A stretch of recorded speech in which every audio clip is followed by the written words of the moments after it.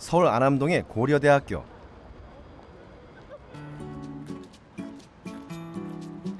미디어학부 1, 2학번으로 재학 중인 김서연 양을 만났다. 보도사진 동아리에 참여하기 위해 강의실을 찾은 서연 양. 우리가 사진전에 걸 기획사진 주제를 먼저 얘기를 해볼게요. 학창시절 때? 서연 양은 미디어학부 학생 중에서도 가장 바쁜 신입생으로 소문이 나 있다. 학창 시절은 진짜 교복 입은 학생들만 좀 생각할 것 같아서. 청각? 음악 듣는 거? 저랑 동아리를 한 2-3개 정도 하는데 되게 적극적으로 열심히 하더라고요. 그래서 항상 선배로서 되게 보기 좋죠. 사실 1학년이 동아리를 5개씩이나 하기가 쉽지 않거든요. 근데 서연이는 5개 하나도 안 빼놓고 열심히 하는 거 보니까 참 친구로서 되게 놀라워요. 서연 양이 이토록 대학 생활을 즐겁게 할 수 있는 데에는 남다른 이유가 있다. 지금은 제가 원하는 대학, 더군다나 원하는 과에 왔기 때문에 과에 왔지만 불과 3-4년 전만 해도 제가 대학을 가서 어떤 활동을 할 것인지에 대한 생각도 없었고 더구나 이런 생활을 꿈꾸지도 못했기 때문에 지금 대학 생활이 더욱더 즐거운 것 같아요. 중학교 시절만 해도 서연 양은 공부보다 친구들과 놀기를 더 좋아하는 학생이었다. 친구들이랑 놀이터 와서 그냥 수다 떨고 그랬는데 이제 아무래도 집에 밤 늦게 들어가고 그러니까 엄마가 걱정돼서 한 번은 놀이터까지 막 쫓아오셔서 잡아가고 그러셨는데 그때는 그게 너무 짜증나고 그래서 엄마랑 막 대들면서 싸우고 그랬는데 지금 와서 또 생각해보니까 아무래도 맞다리고 저한테 거는 기대가 있으셨는데 제가 거기에 미치지 못해서 엄마는 많이 속상하셨을 것 같아요. 서연 양의 방황은 가족들에게도 큰 짐이었다. 한 2-3주 정도는 그 학교 끝날 때쯤 돼가지고 교실 밖에서 기다려가지고 데리고 온 적도 많습니다. 안 그러면 애가 막 늦게 오니까 저는 데리러 가야 될 것 같고 해서 항상 제가 불안했던 게 쟤는 변하지 않을 것 같은 생각이 항상 들었었습니다. 중학교 시절 서연 양은 어떤 모습이었을까? 이게 좀 제가 최절정으로 놀 때 찍은 사진인데 아무래도 제가 이때는 꾸미는 것도 좋아하고 거기에 관심이 많아서 어떻게 하면 좀 더 좀 튀어 보일까 이런 생각에 막 사자머리도 하고 그랬던 사진이에요. 그리고 고등학교 때는 이제 아무래도 공부에 치중하는 시기였기 때문에 막 꾸미고 그런 거 없이 그냥 저의 모습 그대로를 찍은 사진이에요. 학교에서는 끝없는 반항. 집에서는 부모님과의 갈등. 그 속에서도 서연 양의 방황은 쉽게 끝나지 않았다. 이렇게 친구들이랑 몰려다니면서 다른 친구들이 저를 무서워하고 이렇게 멀리 피하곤 했었는데 저는 그런 과정에서 그렇게 저런 친구들이 피하고 그러는 모습을 보면서 저는 제 나름대로 가치가 이렇게 올라간다는 생각을 했기 때문에 거기서 오는 만족감이 있어서 그런 걸 더 즐겼던 것 같아요. 하지만 그런 만족감은 한순간이었다. 중학교 3학년을 앞둔 시점, 서연 양은 자신의 진로에 대해 고민하기 시작했다. 그리고 항상 말썽만 부리던 자신을 묵묵히 믿어주는 아버지를 발견했다. 그때부터 서연 양은 그 누구보다 열심히 공부를 해보기로 결심했다. 중학교 3학년임에도 불구하고 새벽 1-2시까지 공부를 하고 다른 친구들보다 늦었다는 생각이 있었기 때문에 더 다른 친구들보다 열심히 하려고 노력했던 것 같아요. 고등학교에 진학하면서 서연 양은 집에서 거리가 먼 학교를 선택했다. 낯선 환경에서 다시 시작해보고 싶었기 때문이다. 공부를 하고자 하는 마음이 생기자 작은 목표 하나가 생겼다. 저는 1학년 때는 입학 성적이 별로 좋지 않았기 때문에 여기서 자율학습을 할 수 없었는데 여기를 지나갈 때마다 좀 더 열심히 해서 반드시 여기서 자율학습을 해야겠다라는 생각을 하고 항상 공부에 대한 의지를 다지곤 했습니다. 하지만 생각만큼 공부는 쉽지 않았다. 수업 내용을 이해하기는커녕 선생님 말씀을 따라가기에도 힘들었기 때문이다. 특히 언어 영역은 서연야에게 큰 벽이었다. 중학교 공부도 하기에 벅찼기 때문에 선행 학습이 전무한 상태였어요. 그래서 어떻게 해야 좀 더 다른 친구들을 따라잡을 수 있을까라는 생각을 했었는데 그런 과정에서 미리 예습하고 오는 것이 도움이 될 거라는 생각이 들어서 저는 예습은 항상 꼬박꼬박 했었습니다.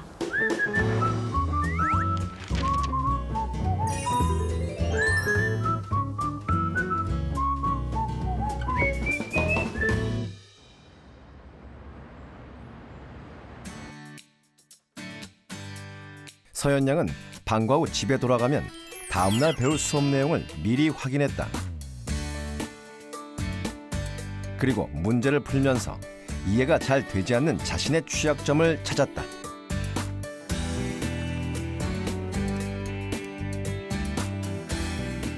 자, 이번에는 문제 14번을 보도록 문제풀이가 하겠습니다. 끝나면 현실에 본격적으로 대한 예습을 객관적인 시작했다. 것이야. 이건 물어볼 생각이죠. 이 시 속에서 생각해야 되죠. 서연 양은 인터넷 강의를 들으면서 모든 내용을 참고서에 꼼꼼히 필기했다. 마른 지푸라기 같은 내 마음에, 자, 내 마음은요 마른 지푸라기 같아요. 인터넷 강의를 한 번 들어서 이해가 되지 않는다면 이해가 될 때까지 반복해서 들었다. 바다로 내 마음. 서연 양은 이 과정을 통해 수업 내용을 미리 숙지하고 자신의 취약점을 보완할 수 있었다. 만약 인터넷 강의만으로 부족하다면 질문 게시판을 이용했다. 서연 양은 매번 궁금증이 생길 때마다 홈페이지에 질문을 게시하고 답변을 통해 확실하게 이해하고서야 다음 과정으로 넘어갔다. 서연 양은 EBS 인터넷 강의와 질문 게시판을 이용해 부족한 점을 채워가며 실력을 조금씩 쌓아나갔다.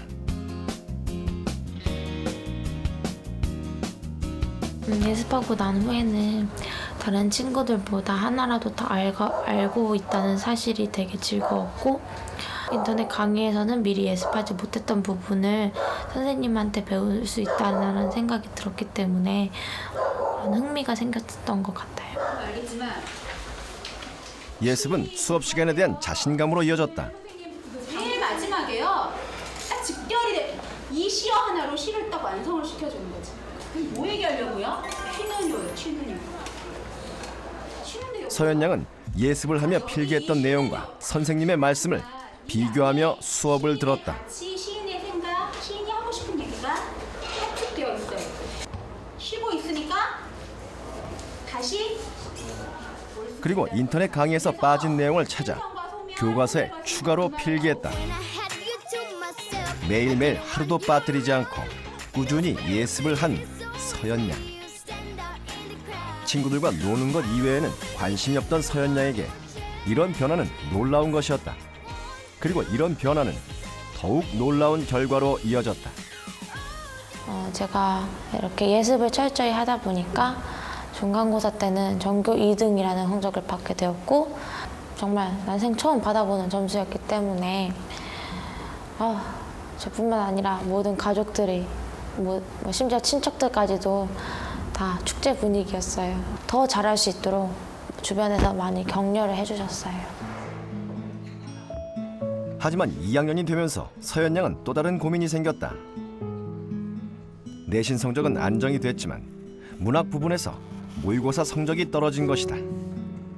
문제지를 분석해본 서연 양은 시의 경우 전체를 이해하는 연습이 필요하다는 걸 발견했다.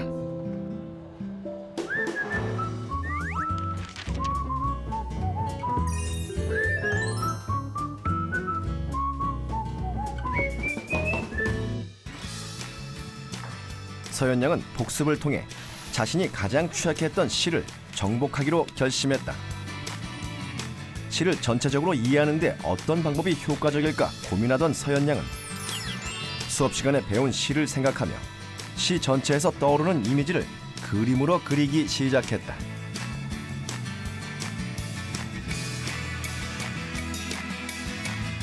산새도 날아와 울짖지 않고 구름도 떠가고 오지 않는다라는 표현이 있기 때문에 이렇게 화자와 단절된 모습을 그리기 위해서 화자와 멀리 이렇게 그림을 그렸고, 그리고 어스름한 황혼을 그리기 위해서 이렇게 해와 달을 표현을 하게 되었고, 화자와 그림은 같이 있는 것이 아니라 멀리 떨어져 있기 때문에 화자와 같이 있지 않다라는 표시를 하기 위해 이렇게 X자 표시를 그리게 되었습니다.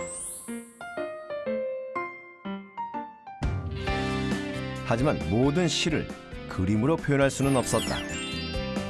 그래서 공부한 내용 중 기억나는 모든 것을 정리해 보기로 했다.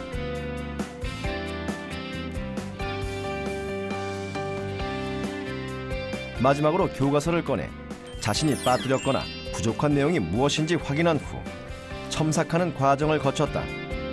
그리고 이 과정에서 시를 전체적으로 보는 눈이 생기기 시작했다. 처음에 문학작품을 어려워했던 이유가, 예전에는 바다를 향해 가고 있다라는 문장을 봤을 때 앞뒤 전반적인 내용을 고려하지 않았기 때문에 바다가 단지 이상향의 의미로는 쓰이지 않았을까라는 생각을 하곤 했었는데, 복습을 한 이후에는 뒤에 바다를 어머니로 비유를 하고 그러면서 어머니를 그리워하는 화자의 모습을 볼 수 있었고, 뿐만 아니라 어머니를 떠올리면서 고향에 대한 향수까지도 느끼는 화자의 모습을 발견할 수 있었습니다. 이 서현 학생이 누락된 걸 나중에 확인을 하고 정리를 또 했단 말이에요. 근데 이제 누락된 걸 확인했다라는 것은 자기가 이해를 좀 덜한 부분을 다시 한번 확인을 했고, 그리고 이제 자기가 또 그것을 이해하는 과정을 거친 다음에 정리를 한 것이기 때문에, 즉 전체적으로 보면 그런 시의 내용을 요소별로 이해하는 그런 사고 연습을 많이 한 거죠. 그렇기 때문에 그런 이해하는 사고 연습을 많이 했기 때문에 낯선 시를 접하더라도 그런 작품을 감상하는 능력을 발휘해서 이제 아마 지금은 좀 시를 잘 감상하는 그런 능력을 갖췄을 거라고 생각을 합니다. 서현 양은 예습과 복습의 체계적인 공부법을 통해 언어 영역의 내신 성적뿐 아니라 모의고사까지 최상위권으로 도약할 수 있었다.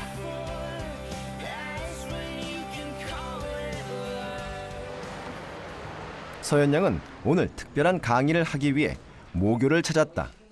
후배들을 위해서 여러분들이 아는 만큼 얘기해 주고 그래서 의미 있는 시간이 되기를 바라겠습니다. 멋지네요.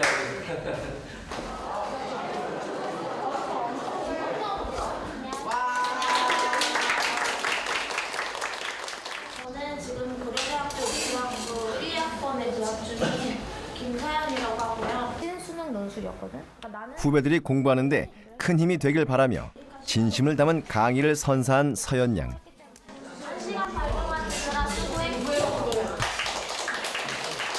강의가 끝난 후 최자은 양이 서현 양에게 찾아왔다. 제가 이번에 문학 시험을 봤는데 시 부분에서 꽤 많이 틀렸거든요. 좀 나중에 물어보고 싶은 게 많은데 시간 좀 내주실 수 있나요? 괜찮아. 다음 날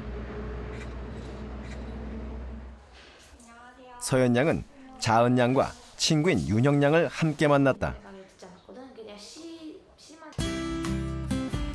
자은 양의 고민은 무엇일까? 자은 양의 언어 영역 공부법은 보다 많은 문제를 접하는 것이다. 문제를 많이 접할수록 비문학에 대한 자신감은 생겼지만 문학은 그렇지 않았다.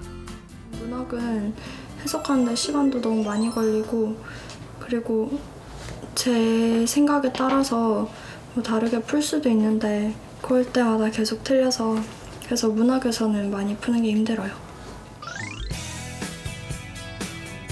윤형 양 역시 언어 영역은 자신 없는 과목 중 하나다. 수업 내용을 연습장에 옮겨 적으며 공부하는 윤형 양.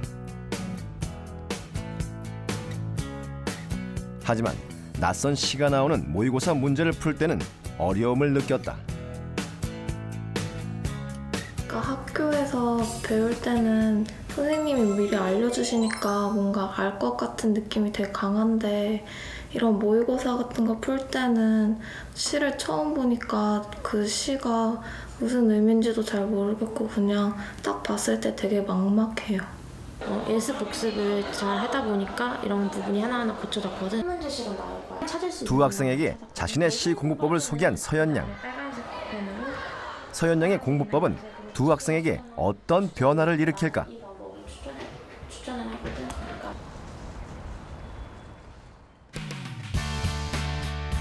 윤영 양은 방과 후 언어 영역 공부를 시작했다. 먼저 자신이 알고 있는 내용을 노트에 정리한 후 참고서를 보면서 빠진 부분을 첨삭했다. 이 과정에서 윤영 양은 자신이 가지고 있던 중요한 문제점을 깨달았다. 언니는 안 적은 부분만 더 덧붙이셨다고 했는데 저는 아예 틀린 부분이 되게 많았거든요. 근데 그게 다 암기 위주의 공부 방식 때문에 그런 것 같았고 근데 또 이 방법을 쓰니까 어떤 내용이 이해가 잘 안 갔는지 또 어떤 내용이 이해가 잘 갔는지 더 자세히 알 수 있어서 좋은 것 같아요. 두 개의 시를 정리한 후 노트를 비교해본 윤영 양. 정리를 하는데 기준이 없다는 것을 알게 되었다. 주제를 안 적었고요. 여기서는 막 운율감 형성되는 것도 다 적고 그랬는데 그런 거 하나도 안 적었고 여기는 주제도 찾아서 썼는데 여기는 주제도 안 적었고 그런 거 보니까 뭐 단지 기억나는 대로만 쓰는 게 아니라 좀 다른 방법이 있어야 될 것 같기도 하고 그래요. 자은 양 역시 언어 영역 공부를 시작했다. 참고서를 덮은 후 복습을 시작한 자은 양. 시 원문을 꺼내 자신이 알고 있는 모든 내용을 꼼꼼히 채워나갔다. 정리가 끝난 후 자은 양은 참고서를 다시 한번 공부하면서 자신이 빠뜨린 내용을 첨삭했다.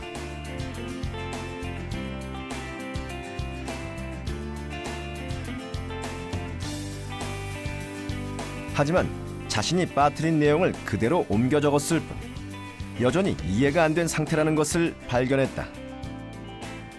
이렇게 이해가 안 되는 부분들은 이제 다른 방법이 없으니까 그냥 계속 암기를 해야 되는 건지 아니면은 또 다른 방법이 있어서 제대로 이해할 수 있을지 그게 잘 모르겠어요.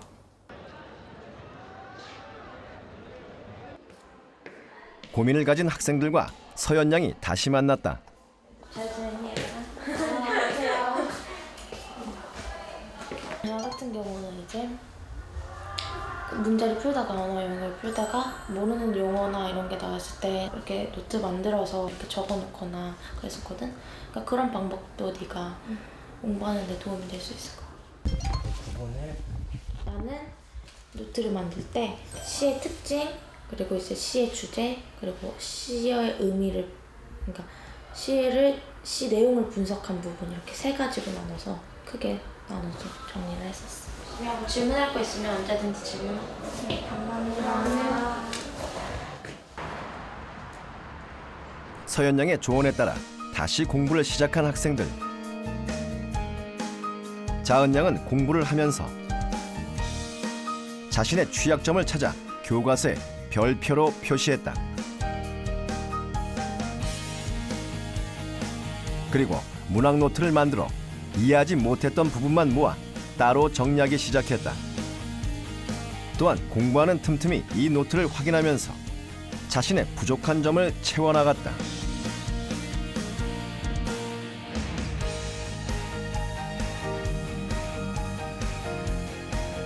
노트 정리를 통해 자신의 공부법에 어떤 문제가 있었는지 확실하게 알게 된 자은 양.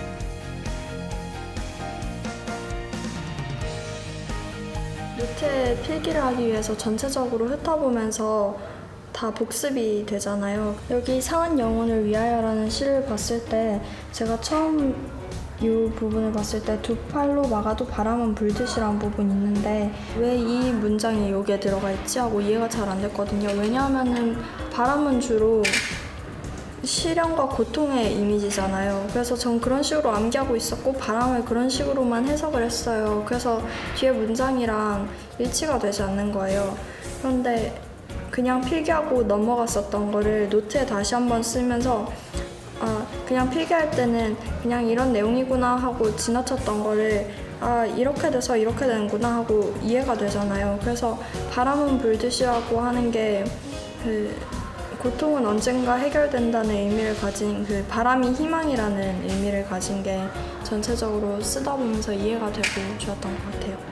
이번에 노트 정리 방법을 배우면서 제가 지금까지 이런 식으로 중요한 필기들도 이해 안 된 상태에서 그냥 두고 넘어갔다는 것을 알게 됐고요. 그리고 노트 필기를 하면서 그날 배운 걸 바로바로 복습할 수 있고 그러면은 제 것으로 이해도 잘 되고요. 노트가 작으니까 또 자주 들고 다니면서 볼 수 있어서 시험 때도 기억이 잘 날 것 같아요. 윤형양 역시 공부를 시작했다. 서현양에게 노트 정리의 기준에 대해 조언을 얻었던 윤형양. 서현양의 조언대로 시의 특징, 주제, 시어의 의미 세 부분으로 노트를 정리하기 시작했다. 정리의 기준이 명확해지다 보니 내가 무엇을 빠뜨렸는지 확실하게 알 수 있었다.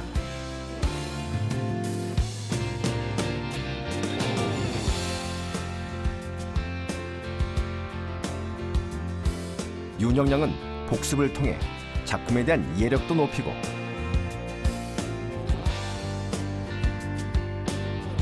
시문학에 대한 자신감도 회복할 수 있었다.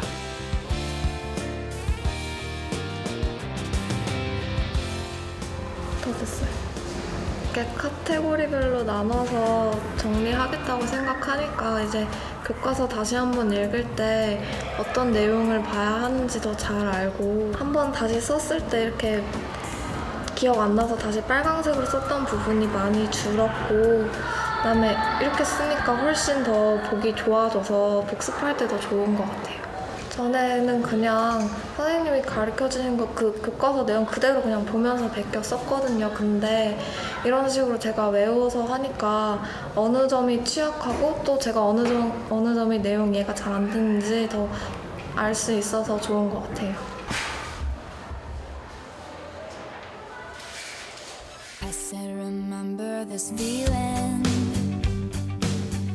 대학 생활을 시작하면서 서현양은 고등학생 때부터 시작된 작은 꿈을 위해 또다시 나아가고 있다.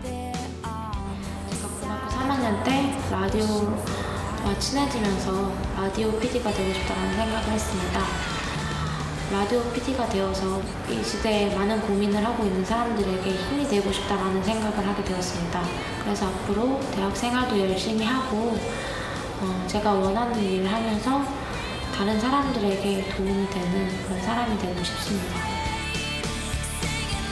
방황의 시기를 공부하는 즐거움으로 극복해낸 서현양. 앞으로도 그 즐거움을 간직하며 많은 사람들에게 희망을 주는 사람이 되길 기대해 본다.